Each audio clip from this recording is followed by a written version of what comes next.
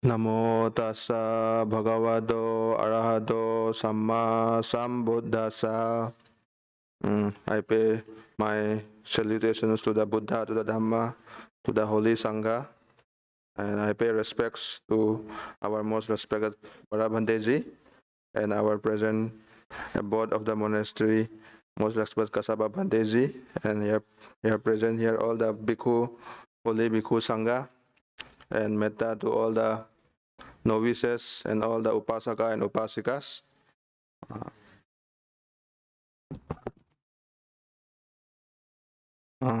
As Bhante has told to share Dhamma, so I would like to share a story about Bahuputthika. This Bahuputthika means mother of many children. During the time of the Buddha, there was a wealthy family, a wealthy couple in Savatthi, who had 14 children. Of our 14 children, 7 were daughters, 7 were sons. The couple had 7 sons and 7 daughters. They were living very happily, they were very nice. But one day the father passed away. So when the father passed away, so the sons and the daughters started to have jealousy towards the mother. The greed developed in their mind for the property, the wealth of their father.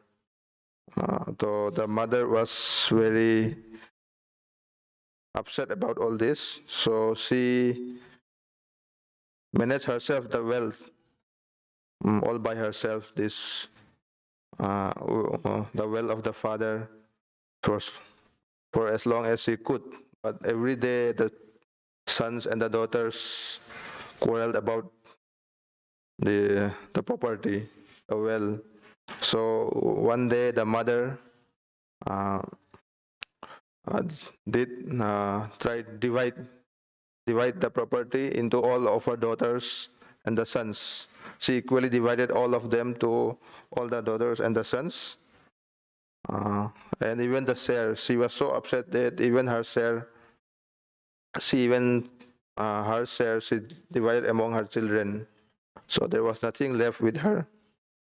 So after that, she started to live with the son, with the eldest son.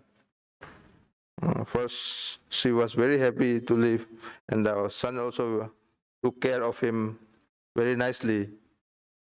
In the beginning, it was very nice, but later on, as time was passing on, she lived for a long time. The daughter-in-law, the wife of the son, she had a grudge on the mother-in-law. She started blaming her. She has 14 sons. The other 13, the 14 children out of that. Why can she not live in the other 13 children's house? Why only in our house? So this was the complaint. The daughter-in-law complained to his husband, to the first son. So this was the scenario. Later, she moved on to the second son. The second son, even in the second son's home, she lived for quite some time. Even the son looked after very nicely to the mother. But later on, that same thing happened even in the second son's home. They keep on grudging for staying a long time. Why not the other kids? Why only our house? So this kept on. Then she went to the third son. The same thing happened in the third son. After that, again she moved on to the eldest daughter's home.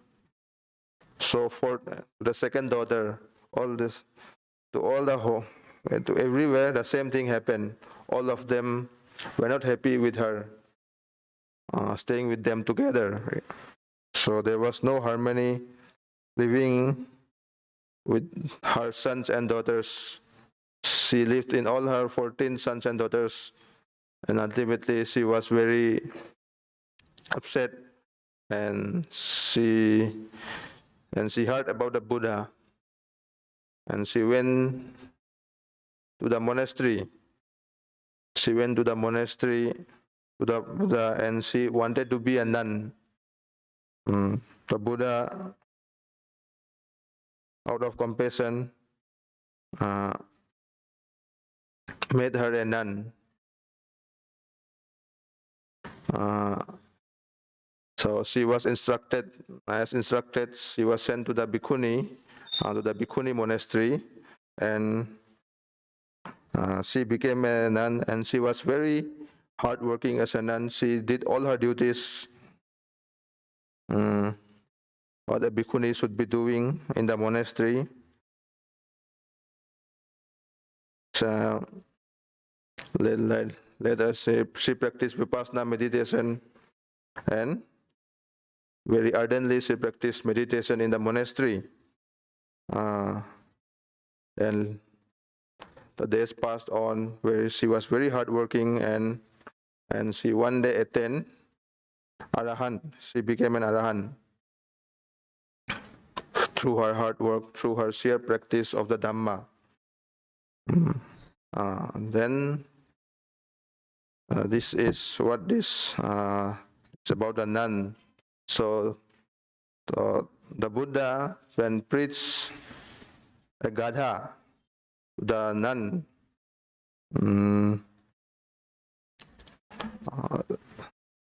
about, what do you say? Say preach a Gatha to the nun, then the Gatha goes like this: Yo cha vasasatang jive appa sang dhamma muttamang ekahang jivitang seyo passata dhamma muttamang. Here the word itself says Yo cha vasasatang jive, means living so many hundreds of lives without knowing the Dhamma is worthless. Even if we live for a day with knowing the Dhamma, it can be very helpful in our life. The Buddha preached to this nun about this Gatha, and hearing this, she attained Arahanthood. She became enlightened. So this Gatha itself says, it's just a great thing to explain to us, living 100 days without knowing the Dhamma, without knowing the truth. The Buddha clearly says, even knowing for one day is of great importance, is of great value, living a one day with Dhamma, than rather living 100 lives, worthless lives. So this Dhamma, this Gatha specifically teaches us so many things. One main thing is time. Here what the call is time. So our life is very short. Today's in modern India's average lifespan goes something to 60. The other countries, some countries might have 80. So 80 days. So modern science has experimented and given the result out of the life in our life. A human being, more than 50% of our life is spent on sleeping. The other 50% we live. The 50% of our time, if we live for 80 years, that means 40 years we have been sleeping. Only 40% we live, an average human being. So this 40 years, what can we do? So this Dhamma should be inculcated within our hearts, within our mind, in our daily life. So this world is filled with so many desires, so convictions. The moment we step from this monastery, every step there is something which we will want. So everything is about to, I want this, I want that. The human desire has no end, has no limit. So in order to end this, so the Buddha taught this gatha. Even a single day, living, abiding by your Panchasila, as for the bhikkhus, 227 precepts, and for the upasakas, the 5 precepts. Sometimes you do the Atthasila, this practice, then sometimes you do dana. This kind of practice should be done in this in this world, especially today. The world is in so many chaos, so much problem worldwide, hunger, wars, anytime conflicts, political conflicts. And this story also says us one thing, kvetching about the property, this property, wealth. What it is wealth for? When we die, when we are dead, this wealth will not come with us. What will come with us? The punya, whatever good we have done in our lifetime. That is what we will take with us, along with us in our deathbed. The wealth which we have is of no use at the end.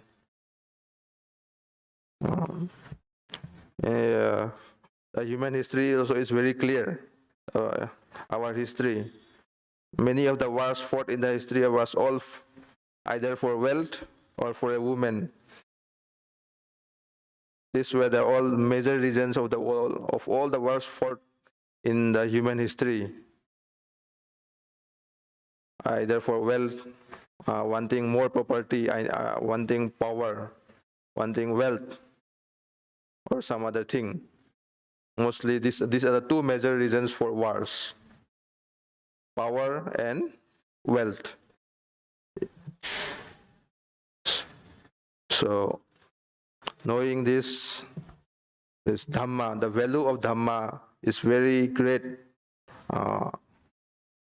So knowing that our life is also very short, it's very short, we need to always practice this Dhamma as much as possible. Every moment of our life should be practicing this Dhamma, the Panchasila, the Dana, Sila, Bhavana. This practice we should keep continuing, and you continue, you teach your next generations, your sons and daughters. And this story also tells one more thing. We need to be very loving to our parents.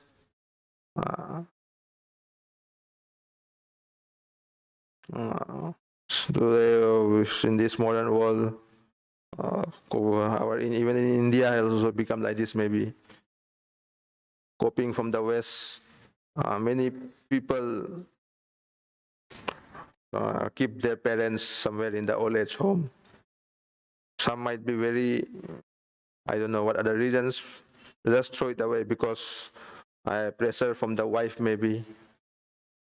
Their old mothers are in the old age homes. Even this kind of things has come up in India.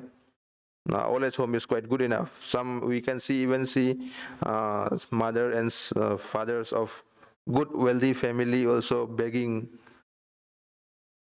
in the roads, somewhere in the public, somewhere in our society. We can see such things in our. So caring for our parents is a very necessary job for each and every human being alive. The parents who brought you up, the greatest gift you can give to your parents is the gift of Dhamma. Even if you cannot, Dhamma is, at least you need to take care of our parents, our mother and father, uh, because they had suffered immense pains when bringing us up, whatever the conditions are you are today. Yeah, you have success in your life. This is all because of your parents. So not forgetting that, uh, keeping our parents safe, keeping our parents happy is a duty of every children. This story has a clear meaning. All these 14 children's, nobody took care of that old mother. One by one, she was thrown away, starting from the eldest son to the youngest son. So, inculcating about this story, you in your life, should remember about your parents, love your parents, give metta to your parents, take care of them in all their daily needs. So this is a small message from me, as Bhante told, to give Dhamma. With this small story, you can progress towards enlightenment. May this be a part of your practice. With this, I would like to conclude and pass on to Bhante.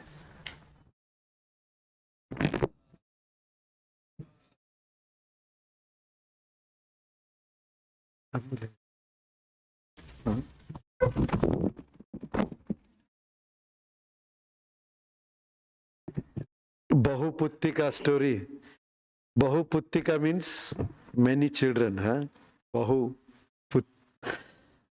She was having many children, 14 of them. All of them drove the mother out.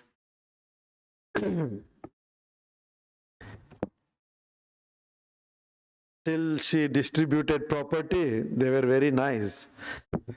And for a few days, they were taking care very nicely. And then they started murmuring, "Oh, why are you staying only in my house? Did you give your property only to our house? Go next another house." Like that. Ayyo. People are there. Such people are also there in this world. Anyway, when somebody becomes more and more selfish, then one will start seeing only one's own interests, what he or she thinks is one's own interests, and then nothing matters, whether parents or neighbors or friends or anybody. So then they neglect. So this is the word of ignorance. And those who are having little bit of understanding, wisdom, deeper values, they will overcome this. They will sacrifice some of their comforts, but try to practice some good qualities.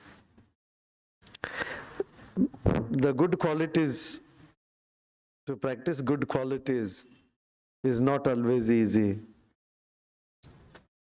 Parents, when they take care of the children, they also have to teach them, that is the responsibility. What are the bad things? Teach them what are good things. Teach them how to behave, how to conduct. And then in their life, teach them skills, life skills, how they can manage their lives.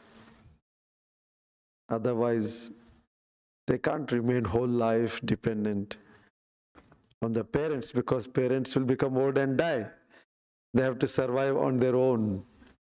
So skills have to be taught. And then when right time comes, a good partner, to find good partner, help them to go find good partner. And when right time comes, hand over the wealth, properties, to manage the properties. Not that there should be a big fighting for the sake of property of the parents. There is big fighting. There are children who fight for asking for more and more property. But a good son or daughter will say, no, why should I put my eyes on property of my parents? Why should I not earn myself? So a good son or daughter will not fight. Instead, okay, I will manage myself. If you have given me skills to earn money, that is good enough. What more you need? If parents give skills to earn a living, so why should you bother about their money and their property? In India especially, we have this very strong, very strong belief that children have to get property from the parents. In the West, it is much less. There, the children think, oh, they're brought up in that way. They also have some negative things, some positive things. They are brought up in such a way that to depend on parents' properties is it is below one's dignity.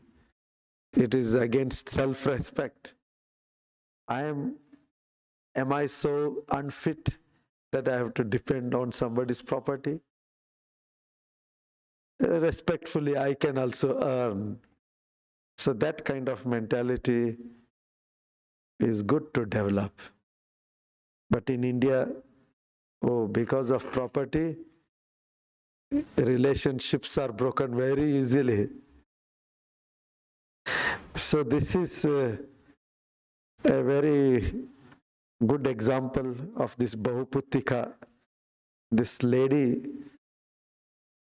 as long as she was keeping the properties and keys, she was respected by her children.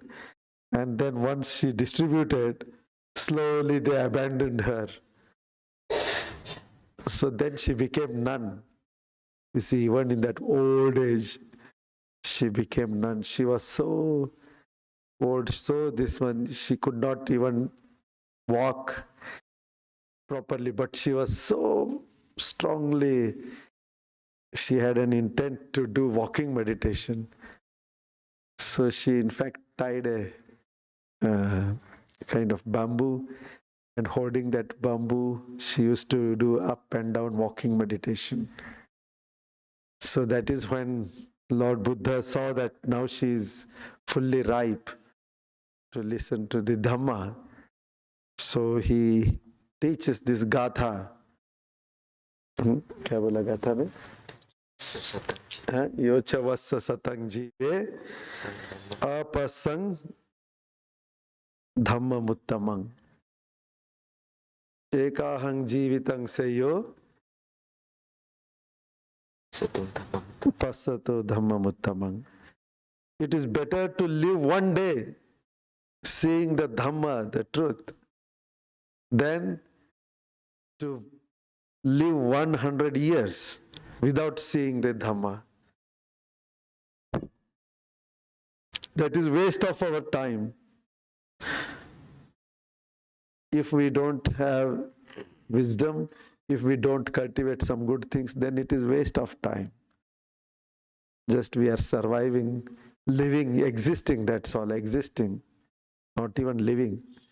We are existing in this life, in this world. For that existence, we have to get some food and other things. We manage this and that and then become old and die. Huh? Do you want to waste your time like that? Do you want to just exist and pass away? Or do you want to really live life and pass away?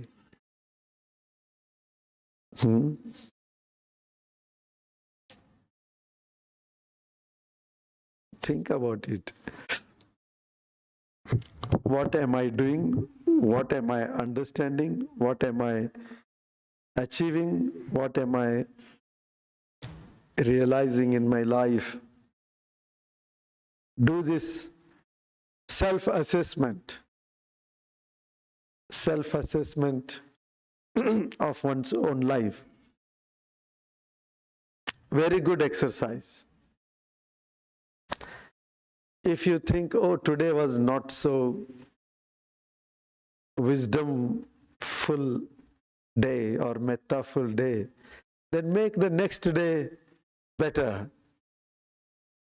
I will live with more mindfulness. I will live with more metta.